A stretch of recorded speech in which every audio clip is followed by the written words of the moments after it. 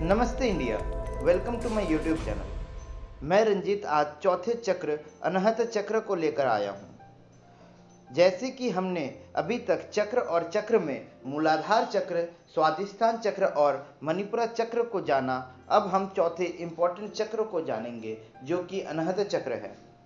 अनहत चक्र या हृदय चक्र, हिंदी योगिक कल्चर हो या बौद्ध परंपरा के अनुसार यह चौथा इम्पोर्टेंट चक्र है। अनहत संस्कृत शब्द है जिसका अर्थ है बिना आहत हुए या बिना चोट खाए।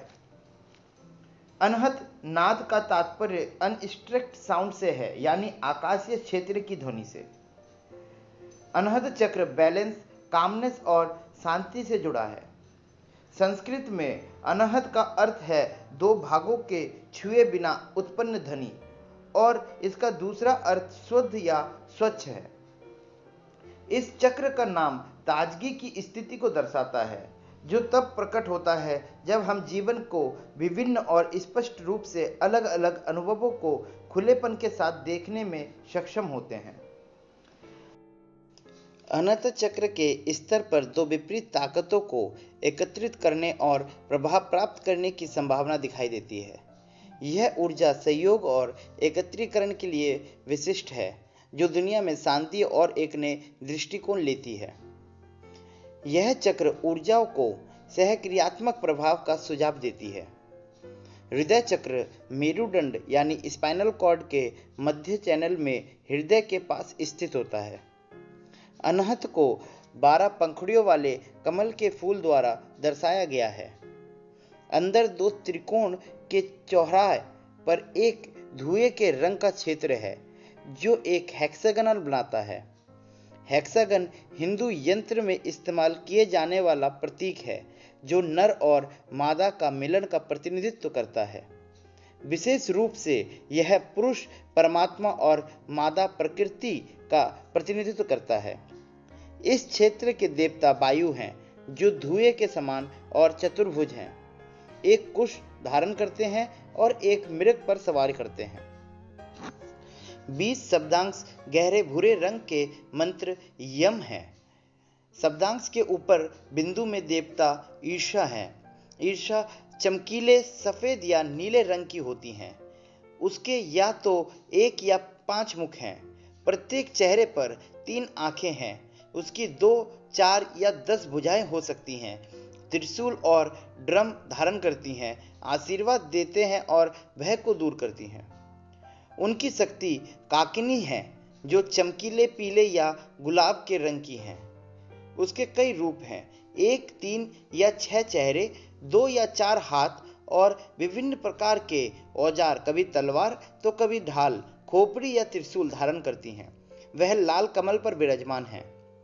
12 पंखुड़ियां निम्नलिखित संस्कृत अक्षरों में अंकित हैं: कामी, खाम, गाम, गाम, नगाम, चामो, धाम, जाम, शाम, न्याम, ताम, थाम।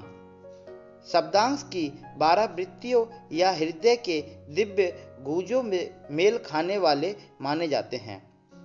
परमानंद, शांति, सद्भाव, प्यार, समझ, दया, सहानुभूति, स्पष्टता, पवित्रता, एकता, दयालुता या माफी। चलिए इसे और भी अधिक सामान्य रूप से समझते हैं। इस चक्र के आधे वृत्तियों को आध्यात्मिक अज्ञानता और आधे आध्यात्मिक विकास के रूप में परिभाषित होते हैं। या यूं कहें कि आधे वृत्तियों को सकारात्मक विकास को बढ़ावा देने वाली और दूसरी आधी नकारात्मक प्रकृति है, जो अहंकार की सीमित सीमाओं से विस्तृत करने के वजह उन्हें रखती है। अनाहत को जीवात्मा और पराशक्ति का आसन माना गया है। उपनिषद में इसे हृदय के अंदर एक छोटी सी लौ के रूप में वर्णित किया गया है। अनहत चक्र कर्म के दायरे से बाहर क्षमता से जुड़ा है। वही मणिपुर या उसके नीचे के चक्र मनुष्य कर्म और भाग्य से जुड़े हैं। अनहता में व्यक्ति अपने वर्चस्व के आधार पर निर्णय करता है, ना कि नियम प्रकृति की अधूरी भावनाओं और इच्छाओं के आधार पर। हृदय चक्र होने के कारण यह प्रेम और करुणा, दूसरों के प्रति दान और मनुष्य उपचार से भी जुड़ा है। इस चक्र के जागरूक होने से मनुष्य वाणियों का स्वामी, महिलाओं का प्रिय होता है। उसकी उपस्थिति दूसरों की इंद्रियों को नियंत्रित करती है और वह अपनी इच्छा से अपने शरीर को छोड़कर और शरीर में प्रवेश कर सकता है, यानी सरल भाषा में कहे तो टेलीपैथी टाइप्स। अनहत चक्र के ठीक नीचे एक छोटा सा चक्र होता है जिसे ऋत चक्र भी कहते हैं। इसके 8 पंखुड़ियां हैं।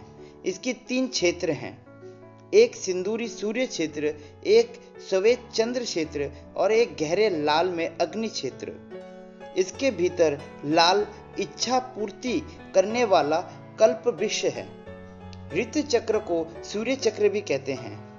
इसकी भूमिका सूर्य से ऊर्जा को लेना और शरीर के अन्य चक्र को गर्मी प्रदान करना है, स्पेशली मणिपुर चक्र को।